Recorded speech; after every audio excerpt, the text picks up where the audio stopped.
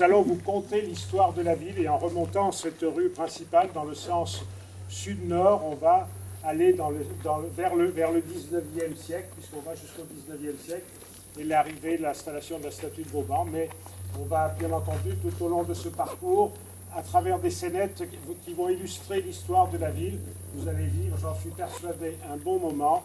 Nous sommes donc à l'extérieur encore de la ville d'Avallon, ancienne et nouvelle. Et la seule chose qui est vraiment remarquable ici, c'est de voir à quel point nous sommes sur un éperon rocheux qui domine la vallée du Cousin qui passe là en bas.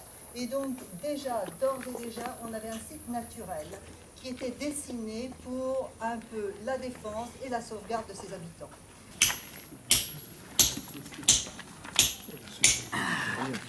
Dis, fouet déjà qu'on répare ces maudits remparts. Il fait de la rue politique, le mordrin. N'empêche, ces maudits remparts, ils te sauvent les miches. Ouais, mais c'est con si gèle le fond du Grand Bison dehors. Et ça, depuis 2 lunes déjà. C'était donc véritablement un grenier dans lequel le sel était entreposé. Et ce sel était un ancêtre des impôts indirects en un sens. C'est-à-dire que les gens en charge de cet impôt étaient des fonctionnaires de l'époque qui achetaient leur charge et qui s'appelaient les gabelous. Et le sel, chaque famille était contrainte, qu'elle le veuille ou non, d'acheter une certaine quantité de sel. Sa construction, je fais exprès de vous donner les 2 dates les plus extrêmes, s'est étalée de 1080 à 1670. Non pas que la population et les artisans aient eu besoin de tout ce temps pour construire ce que vous voyez derrière nous. Mais il y a eu énormément de catastrophes naturelles qui ont fait que le bâtiment a dû être remanié à de nombreuses reprises. 92 ans de guerre qui ne sont pas prêts de s'arrêter de sitôt. À quoi s'ajoute notre petite entreprise de maraude? À quoi s'ajoute la peste? Il fait pas bon vivre dans le coin. Il n'y a plus personne à nourrir, plus personne à voler. Oh, te plains donc pas, on n'est pas encore jeté au cachot. Ou pire, envoyé à la Morlande, le mouroir des pestiférés. Ah, arrête la Dieu, tu m'en fais froid dans le dos. Cette maison est relativement moderne pour l'époque. Elle est de taille restreinte, vous le voyez.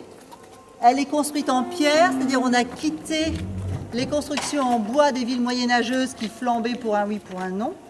Et elle a quelques efforts architecturaux, notamment autour des fenêtres, et surtout cet escalier moitié extérieur qui permet non seulement de ne pas prendre sur la surface à l'intérieur, mais surtout d'avoir des portes qui ferment les pièces et qui permettent de chauffer davantage. Dis donc, il faut que la maison de notre maître soit propre de là-bas en bas où tu es jusqu'au grenier. Hein. Il est très fier de sa maison d'Avallon, hein, de son hôtel.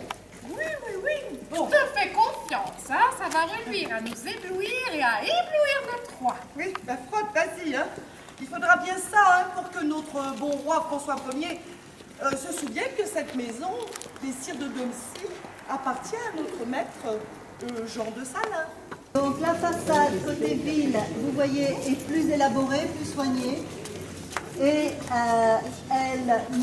on voit donc un peu mieux, notamment le jeu des pierres autour de l'escalier, qui est à notre gauche, et autour des fenêtres. Et notre tour de guet de l'horloge, où se réunissent les échevins et les édiles de la ville.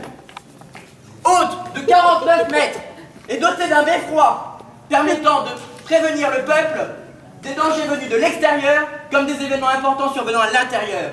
Il a bien fallu payer nos courageux bâtisseurs, sans compter le guetteur présent jour et nuit.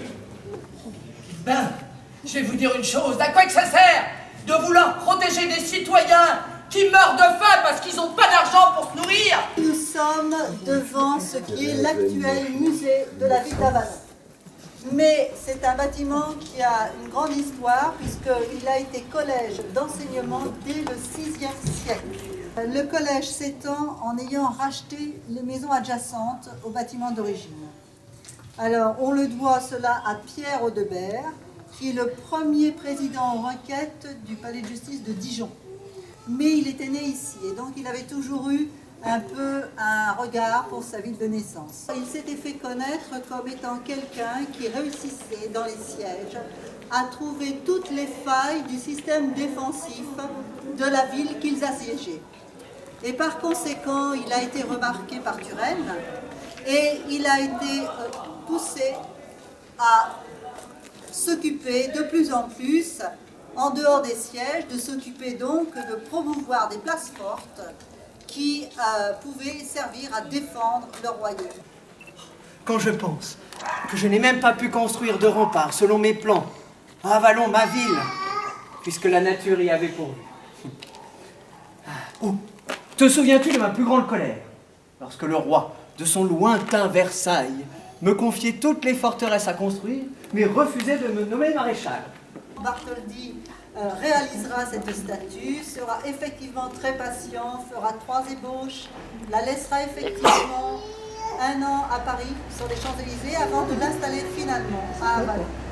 Et Bartholdi, comme il l'a mentionné, a effectivement fait aussi la statue de la liberté du port de Toulon. Et donc, effectivement, c'est une véritable beauté locale que nous avons là.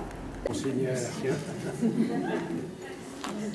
Bien, écoutez, on arrive au terme de cette soirée. Moi, je voulais remercier les comédiens qui vous ont permis de vivre plusieurs pages de l'histoire d'Avalon.